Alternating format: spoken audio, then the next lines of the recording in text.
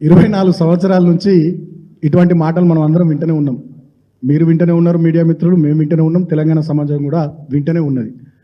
చాలామంది తెలంగాణ రాష్ట్ర ఏర్పాటును వ్యతిరేకించేవాళ్ళు, తెలంగాణ రాష్ట్ర పుట్టుకను భరించలేనటువంటి వాళ్ళు, తెలంగాణ రాష్ట్ర ప్రగతిని ఇష్టపడనటువంటి వాళ్ళు, తెలంగాణ రాష్ట్ర అస్తిత్వాన్ని జీర్ణించుకోలేనటువంటి వాళ్ళు, తెలంగాణ రాష్ట్ర పుట్టుకకు కారణమైనటువంటి పార్టీ, తెలంగాణ రాష్ట్ర అస్తిత్వానికి కారణమైనటువంటి పార్టీ ఉండొద్దని వాళ్ళు ఏదో కోరుకుంటున్నట్టున్నారు, భ్రమలలో ఉన్నారు. కానీ 24 సంవత్సరాలు ఇదంతా జరుగుతూనే ఉంది. వాళ్ళంతా ప్రతి ఒక్క సందర్భంలో ఎవరో ఒకరు ఈ రకమైనటువంటి ఆరోపణలు, అవాకులు చవాకులు పేలుతూనే ఉన్నారు, మాట్లాడుతూనే ఉన్నారు. కానీ 14 ఏళ్ళు పోరాటం చేసింది మా పార్టీ, తెలంగాణను తెచ్చింది మా పార్టీ.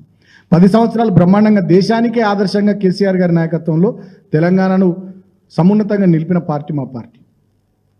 అదేవిధంగా రాబోయే రోజుల్లో కూడా తెలంగాణ ప్రజల గొంతుకగా, తెలంగాణ రాష్ట్ర అస్తిత్వానికి ప్రతీకగా పెద్దలు జయశంకర్ సార్ చెప్పినట్టు ఎట్టికైనా మట్టికైనా మనోడు ఉండాలి, మన ఇంటోడు ఉండాలని ఏదైతే వారు చెప్పినారో దానికి అనుగుణంగా మన ఇంటి పార్టీగా, మన పార్టీగా, మన కుటుంబ పార్టీగా డెఫినెట్గా బీఆర్ఎస్ పార్టీ ఉంటుంది.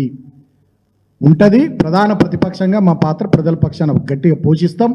ఈ ప్రభుత్వాన్ని అడుగడుగున నిలదీస్తాం. ప్రజలకు ఇచ్చిన మాటలు నెరవేర్చేటట్టుగా డెఫినెట్గా పెద్ద ప్రజా ఉద్యమాన్ని నిర్మిస్తాం. ఈ ప్రభుత్వం భరతం పడతాం. ప్రజలకు ఇచ్చినటువంటి 6 గ్యారంటీలు కానీ 420 హామీలు కానీ నెరవేర్చేదాకా ఈ ప్రభుత్వం వెంటబడతాం. ఇటువంటి ఇక చిల్లర మల్లర మాటలు వాళ్ళు వీళ్ళు మాట్లాడిన పెద్దగా మేమైతే పట్టించుకోం. 24 సంవత్సరాలుగా మాకు కూడా అలవాటు అయిపోయింది. ప్రతి ఒక్క సందర్భంలో ఎవరో ఒకరు ఇట్లా బట్టగాల్చి మీద వారిస్తూనే ఉంటారు. అయినప్పటికీ కూడా మా పార్టీ బ్రహ్మాండంగా 24 ఏళ్ళు ప్రస్థానం పూర్తి చేసుకొని 25 సంవత్సరం ప్రస్థానం నడుస్తుంది. రాబోయే 100 సంవత్సరాలు కూడా బ్రహ్మాండంగా మా పార్టీ ఉంటుంది. Thank you.